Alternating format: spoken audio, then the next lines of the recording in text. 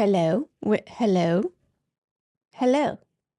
What's up, everybody? I hope you're doing well. Today, we're going to talk about supervision. I don't know about you, but anecdotally, I just always hear so many stories about awful supervision experiences. Unfortunately, we're going to pull information from all corners. We're going to look at actual legit research about what good, effective supervision entails.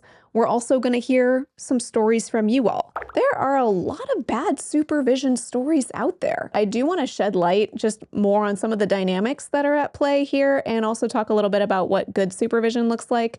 So let's start on that note. Like, what does good supervision look like? I did find this very helpful systematic review of some of the research that's available on supervision titled Clinical Supervision of Mental Health Services, a systematic review of supervision characteristics and practices associated with formative and restorative outcomes.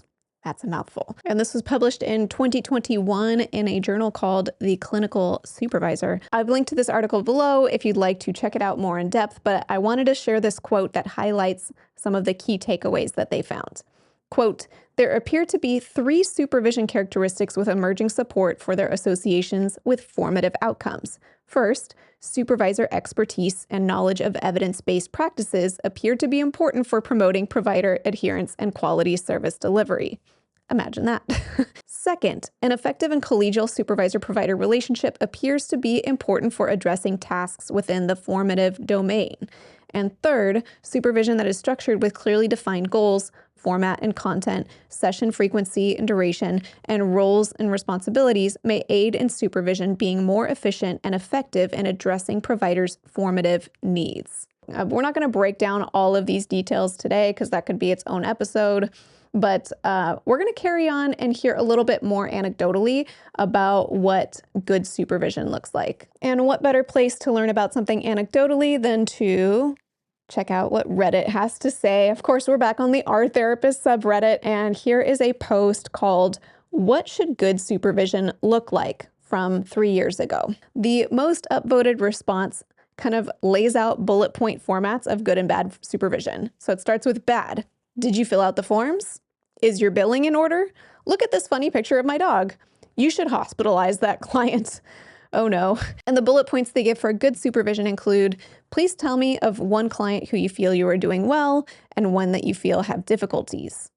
I've noticed you often booked 4 to 6 clients in a row with no break. How are you feeling this week? Look at this funny picture of my dog. So they said that one on both the good and the bad, which I appreciate. And their last bullet for good supervision. Sometimes we encounter a client who are beyond our current ability or even the format of this style of treatment. Based on what you've told me, this person may benefit from a hospitalization or referral. How do you feel about that? Yeah, one of the top comments also says, it's similar to good therapy in a lot of ways. Supportive, non-judgmental, making sure you're seeing the good in yourself as a clinician, fostering your own clinical voice and style, but also calling you on your BS when it isn't helpful for the client or yourself. Of course, I'll link to this below as well if you want to check out what other folks say. But yeah, there's this sense that like good supervision should feel at least a little bit like good therapy. Even though supervision isn't therapy, there are therapeutic elements to good supervision. So to enhance our conversation, I thought it would be interesting to see what you all had to say about your supervision experiences. So I put a poll on Instagram and I asked, overall, how would you rate your supervision experiences? Okay, and it looks like we got somewhere between 150 and 200 replies in total. But the way it broke down was 23% of people who responded said, great overall, I love my supervisors. But it's downhill from there because 54% of people responded mixed, some great and some bad supervisors. And then 19% who responded, meh, supervision was just okay, I guess. And 4%, which was 7 people who responded to this poll, said, awful, my supervision was mostly bad. Woo!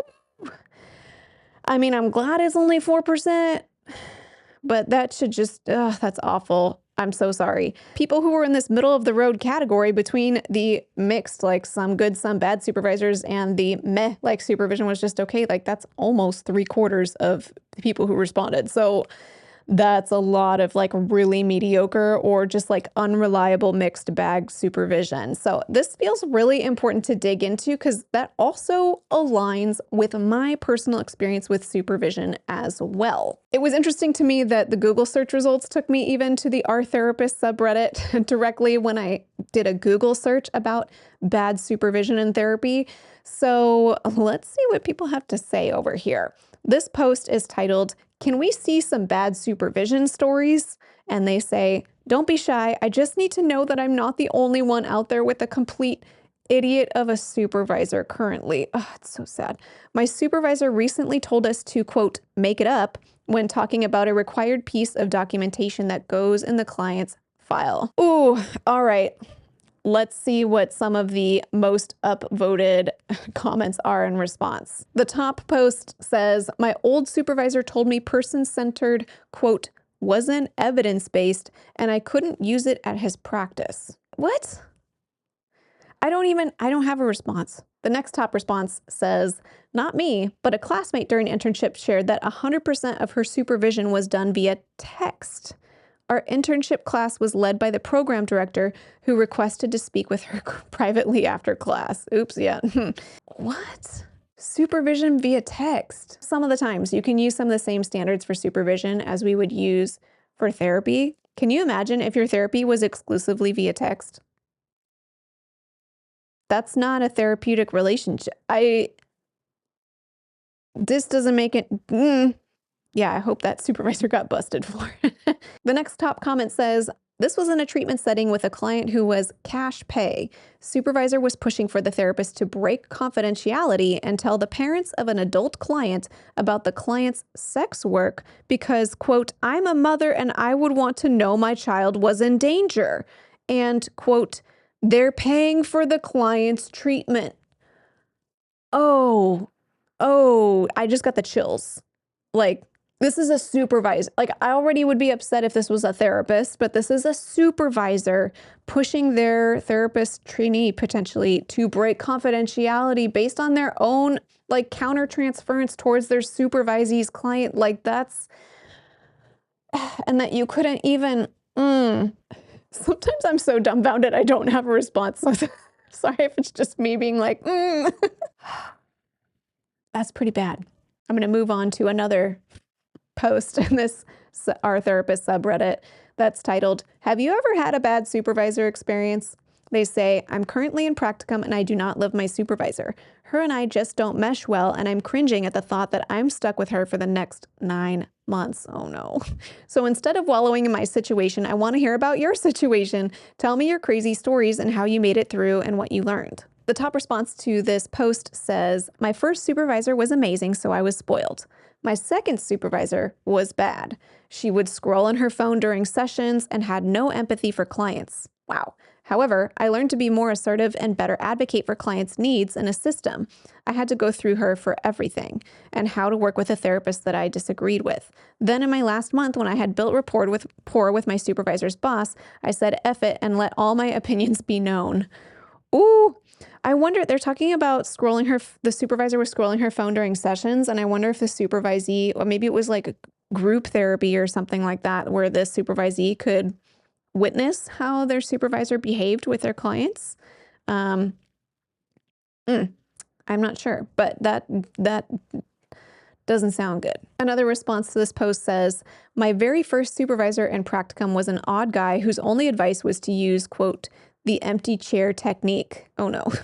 "He once jokingly, threatened to kill another practicum student because she called him by his first name and didn't refer to him as doctor." No trash on the empty chair technique, but if that's the only technique you're using, you're not going to get very far.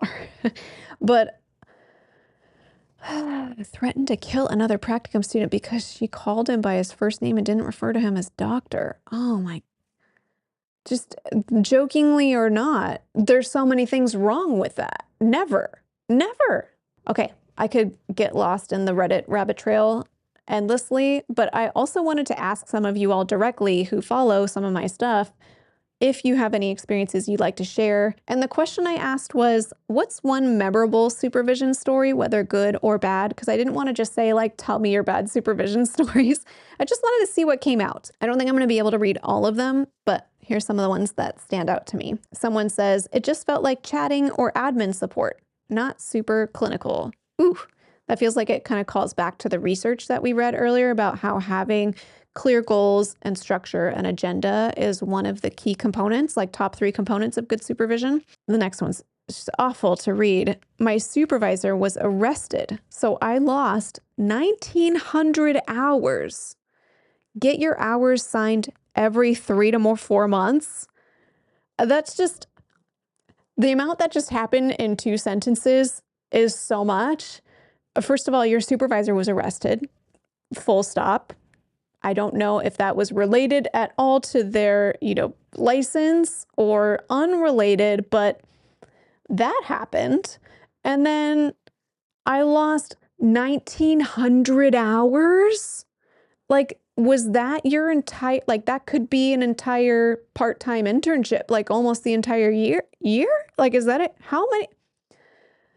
Oh, and you can never get those hours back? You lost 1,900 hours because your supervisor was arrested. Like, there's so much to unpack there. I'm sorry that happened to you. And I have to assume that you had to redo 1,900 hours and you couldn't recoup that. That is just awful. That's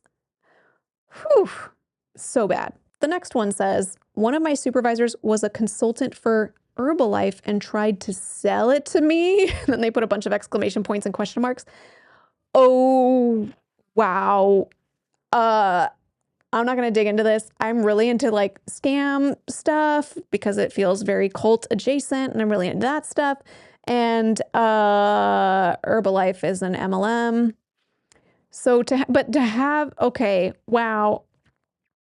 Like the layers of that, like, okay, also, your supervisor was a consultant for Herbalife. Like, was that their side hustle? I have so many questions, but regardless of like your supervisor's affiliation with an MLM and how confusing that is, it's a free country, they can do that. They certainly should not be selling anything to you ever, ever, ever.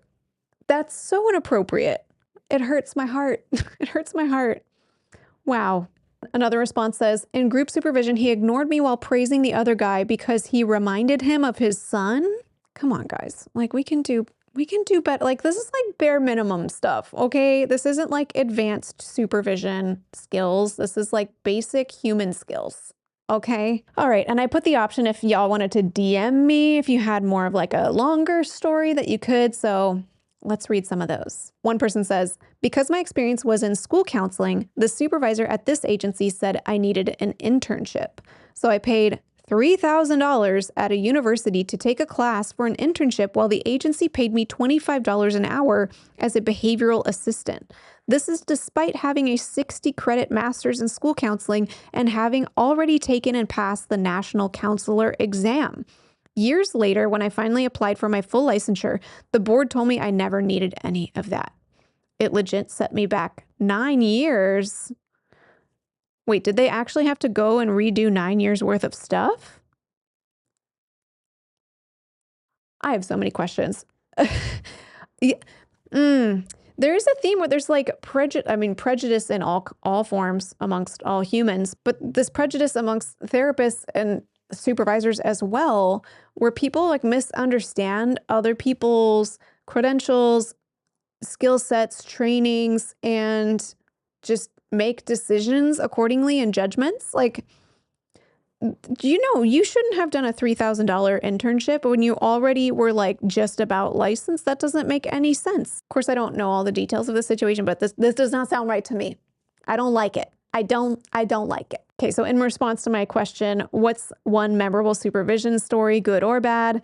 The next person responds, unfortunately, the ones that stand out the most are bad. Driving and going through a drive-through during supervision, I paid $115 for. Multiple times this occurred. Talking about her own trauma almost every session. Being 15 plus minutes late and wanting to charge the whole fee. I can go on. Oh, again, this theme of like basic professionalism. Why would you ever be driving through a drive-through during supervision? And not that this should change the quality of the supervision, but this is somebody who's paying for their supervision. And you're going through a drive-through, the other person's talking about their own trauma. I said the other person because I don't even want to call them the supervisor. But okay, the supervisor is talking about their own trauma and being super late, but charging for the whole fee. Like, again, these are like the same basic boundaries we should have as therapists with our clients. We would never take our client. I hope we would never take our client through a drive-through during therapy. Oh, yeah, talking about our own trauma. It's wild to me that this is our reality. Okay, the next person says, my group practicum supervisor was an LMHC, licensed mental health counselor, and I'm an LMFT, licensed marriage and family therapist. He graduated a while ago and would constantly make comments about how I was a marriage therapist versus an individual, implying I wasn't trained well for individual work. Like, that is just so uninformed. At the same time, his knowledge around general therapy practices had not advanced since he graduated. Oh, he was great in his specific niche, but awful in everything else while making passive comments about my abilities. Would sound like, quote, I'm not saying I think this, but some would, ... He also didn't understand the difference between situational DV and characterological DV, which was concerning for couples. I ended up paying for outside supervision from an old college professor, but that wasn't much better, but we did at least conceptualize more similarly. If I were a supervisor and I had somebody that I was going to supervise who had a different background than me, of any nature, but here in this case, a different licensure, then I would want to make sure, at least at that point, that I educated myself. Maybe I might ask some of my other therapist friends who are LMFTs. I might check in consult group. I might, wouldn't you educate yourself even if you're not yet informed? Or at a bare minimum, just acknowledge to your supervisee, like, wow, I'm a little bit out of my element. So can you help me understand a little bit better what it entails to have an LMFT and be very sensitive to the places that you're uninformed about. Okay, and this will be the last of the not so great memories from supervision that somebody sent me. They say, I was sharing with my supervisor some of my concerns about new policies being brought into the service, and she shared them with our team lead without my consent, who came down on me like a ton of bricks. You should respect your supervisee with the same respect that you offer to your clients. And to have your supervisee tell you something in supervision and then not just tell anyone, but the team lead. So this is part of your employment. It sounds like, sometimes I get so upset that my sentence is gone out of my head because I'm just like, this should never happen. That should not have happened. If your supervisee tells you something that's genuinely concerning that might impact their employment, then you should have a conversation with your supervisee. And if you're needing to tell other people about whatever happened, that should be something your supervisee knows about first. I wonder what motivates, how do people get to be a supervisor when they're not good at it? When they're not only not good at being a supervisor, but the boundary crossings, the violations are essential skills of all therapists, not just a special skill that you develop as a supervisor. So that's alarming to me. People who haven't mastered or, upheld basic therapeutic skills and boundaries are now supervising the next generation of therapists. And a lot of times the therapist trainees have a better understanding just by even, innate common sense or their initial training that they've had, that whatever their supervisor is not correct. What an awful sinking feeling. To leave us on a good note, one person did send me a positive supervision story, so let's do that one as our last one. My first male supervisor was at a military base. He was the chief of behavioral health and I believe a captain. He was a tall, big man and fairly intimidating, honestly. He was often straight-faced and his style wasn't something I was used to. But, all caps, but, he was the first supervisor to alert me that I would say I don't know, when asked a question, and then I'd answer the question with a right or acceptable answer. He was the first person that saw how I downplayed myself and how I used language to do it. He wasn't mean in pointing it out. He did it very kindly and told me to stop. He'd raise an eyebrow every time I did that. He really taught me how to speak more professionally and how not to undercut myself. I appreciated it, and it has served me very well. I love that. That was sort of like a don't judge a book by its cover kind of moment. And also the idea of like being a great therapist and a great supervisor doesn't always mean that you have to have like kind of one type of packaging for like how you present of being like, I'm thinking of this like kind of stereotype that I might exude myself as well of like being very nurturing and motherly and expressive emotionally. And it sounds like this supervisor was maybe a bit more matter of fact, but also caring and safe for this person to get the corrective feedback in a way that was super helpful. I think probably the reason why I wanted to talk about this most is just to shed light and validate, like if you are in an awful supervision experience, or maybe even just like a mediocre, like not great one, for you to feel validated. Because I think for me, when I had some of those awful supervisors earlier on, it's like part of me definitely knew that whatever they were doing was not right. And I wasn't okay. I knew I wasn't okay with it. But also there was always that part of me that was like, oh, well, Marie, like, what do you know? Like you're young and you're early in your career and like maybe this is just like normalized and acceptable. And I would kind of downplay the part of me that was going like, ooh, I don't like this. This doesn't seem right. Is this right? This is something I did want to say of like advocating for yourself when you have a bad supervision experience is so challenging because you really need your hours. If you complain or give feedback to your supervisor, what if they don't sign off on your hours? What if they don't give you as many clients if they're in charge of your schedule? Like, they have so much power over your future, or even if it's not them, like, I don't know, you complain to your governing board about some unethical practices your supervisor's doing. Is that board going to then say like, oh, well, we can't count your hours because like, I don't know, your supervisor was taking you through a drive-through instead of doing supervision, so we can't count those hours? Like, no, like that's a huge risk. So I can imagine a lot of people just being like, listen, just give me my hours and get me out of here. I'm not going to mess with this because I just need my hours and I need to get out. Because again, we are so underpaid during those trainee years and we're trying to get through it.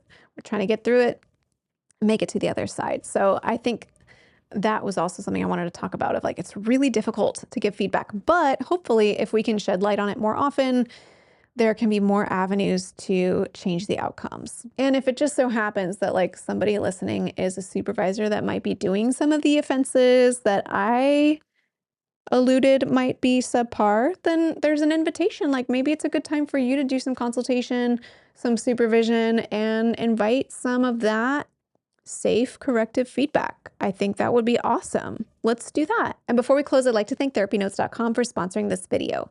TherapyNotes helps with all of your practice management needs, from scheduling to notes to billing. They have a HIPAA-secure telehealth platform and a suite of AI features to streamline your note-taking process. If you'd like to check out TherapyNotes, you can get 2 months to try it for free with no commitment just by clicking the link in the description of this video. Well, thank you to all of you who responded to my poll, sent in your stories. I always appreciate when you participate. It's really helpful, and I hope it was helpful to all of you to hear from each other and just to kind of like look under the hood a little bit of like what's going on with supervision in our field and why isn't it better? Let's do better. And if you have a positive supervision experience, feel free to share it in the comments below if you want to, so we can kind of, exemplify what good supervision looks like. And until next time, from one therapist to another, I wish you well.